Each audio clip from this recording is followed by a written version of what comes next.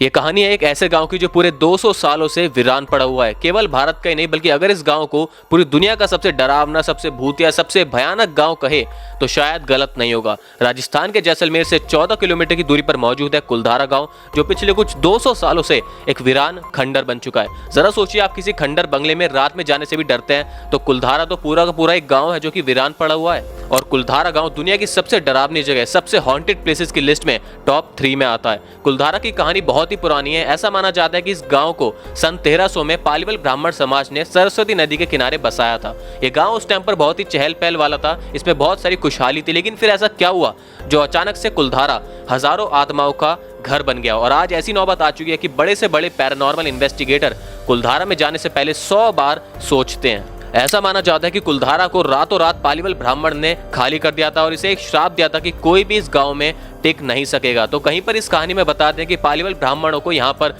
रातों रात मरवा दिया था और आज उन्हीं सब की आत्मा कुलधारा में अपना घर बना चुकी है। कुलधारा के भूतिया होने के पीछे एक कहानी जैसलमेर के दीवान सालिम सिंह से जुड़ी है, जिसकी नजर कुलधारा में रहने वाली एक लड़की पर पड़ गई थी, जिसकी हाल फिलहाल में ही शादी होने वाली थी। जैसलमेर की कहानियों की अगर माने तो सालिम सिंह एक बहुत ही अत्याचारी इंसान था, जिसकी बातें दूर दूर तक फैली हुई थी। सालिम सिंह ने गाँव वालों के सामने उस लड़की से शादी करने की जिद करी और गाँव वालों को सोचने के लिए कुछ समय दिया। कुलधारा के लोग ये जानते थे कि अगर उन्होंने सालिम सिंह की बात नहीं मानी तो ये हमको रातों रात मरवा देगा। और इसीलिए कुलधारा के सभी लोगों ने तय किया कि हम इस गांव को रातों रात छोड़कर हमेशा के लिए यहां से चले जाएंगे। और ठीक हुआ ऐसा ही। कुलधारा के लोगों ने रात होते ही अपना सारा जरूरी सामान लेकर इस गांव को रातों रात खाली कर दिया और जाते जाते कुलधारा को ये श्राप दिया कि अगर यहाँ पर हम नहीं टिक सके, अगर यहाँ पर पालीवाल ब्राह्मण तक नहीं टिक सके, तो इस गांव में आगे कोई नहीं टिक सकेगा।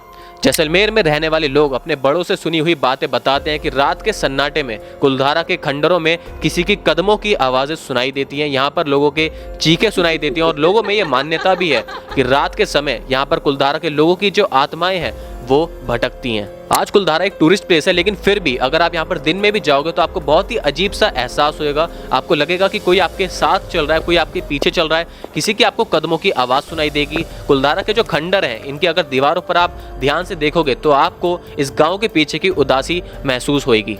कुलधारा गाँव में ना जाने कितनी बार इन्वेस्टिगेशन हुई है और हर इन्वेस्टिगेशन से जुड़े लोगों ने बहुत ही ज़्यादा डर महसूस किया है। कुलधारा में जब एक पैरानॉर्मल सोसाइटी ने रात बिताई थी, इन्वेस्टिगेशन की थी, तब उन्होंने वो सब बताया था जो उन्होंने उस रात महसूस किया था। कुलधारा में माना जाता है कि यहाँ पर कोई भूत नहीं है और इसीलिए लोग यहाँ पर नाइट स्टे करते हैं, ये साबित करने के लिए कि यहाँ पर कोई भूत नहीं है। लेकिन ये सब उस रात गलत साबित हुआ। सबसे पहले कुलधारा में नाइट स्टे इन्वेस्टिगेशन की थी गौरव तिवारी और उनकी टीम ने, जिसमें उन्होंने बताया था कि उन्होंने क्या क्या वहाँ पर महसूस किया था। उनके पास बहुत सारे डिवाइसेस थे जो ये बताते थे कि यहाँ पर इंसानों के अलावा और कोई भी मौजूद है। और पूरी नाइट स्टे के दौरान उन्होंने अपने डिवाइसेस से ये स्कैनिंग की थी, जिससे उन्हें ये पता चला कि यहाँ पर बहुत सी अजीब अजीब चीज़ें हो रही हैं, जैसे कि चलती हुई परछाई का दिखना, हंसने की आवाज़ें दूर दूर से सुनाई देना और गाड़ी के शीशों पर बच्चों के हाथों के निशानों का दिखना। ये सब उन्होंने कुलधारा में महसूस किया था और उन्होंने ये भी माना था कि कुलधारा में बिताई गई वो रात हमारी जिंदगी की सबसे डरावनी रातों में से एक थी। उनकी टीम में से एक मेंबर ने तो ये तक बताया कि इन्वेस्टिगेशन के दौरान उनके कंधे पर किसी ने पीछे से हाथ भी रखा था और जब वो पलटे तो वहां पर कोई नहीं था। इतने सारे सबूतों के बाद ये मानने का कोई सवाल ही नहीं था कि कुलधारा में सैकड़ों आत्माओं का घर है। लेकिन इसके बाद भी उन्होंने कुछ और चीजें करने की सोची, जैसे कि उन आत्माओं से बात करने की, उनसे उनका नाम पूछने की।